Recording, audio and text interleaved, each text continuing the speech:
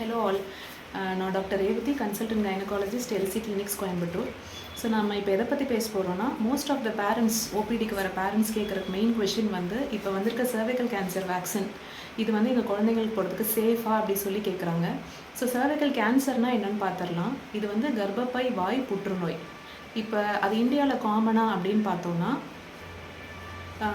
நம்ம statistics, world health organisation statistics படி என்ன சொல்கிறாங்கன்னா, எவ்ரி 7 minutes இந்தியாவில் ஒரு லேடி பாதிக்கப்படுறாங்கன்னு சொல்கிறாங்க. இந்தியன் ஃபீமேல்ஸ்க்கு வர கேன்சர்லேயே கேன்சர் டாப்பில் இருக்கிறது பிரெஸ்ட் கேன்சர், ரெண்டாவது சர்வைக்கல் கேன்சர்.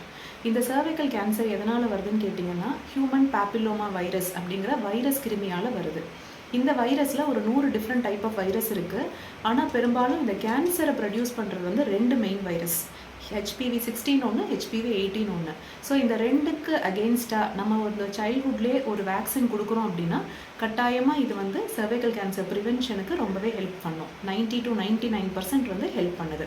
ஸோ ஏஜ் வந்து 15 இயர்ஸ்க்கு கம்மியாக இருக்க குழந்தைங்களுக்கு, அதாவது 9 to 14 இயர்ஸ் இருக்கிற கேர்ள்ஸ்க்கு வந்து 2 டோஸ் போட்டால் போதும். ஒன்று 0 டோஸ், இன்னொன்று 6 months கழிச்சு.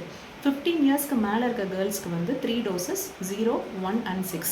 ஸோ மொத்தம் 3 டோஸ் போடுறாங்க.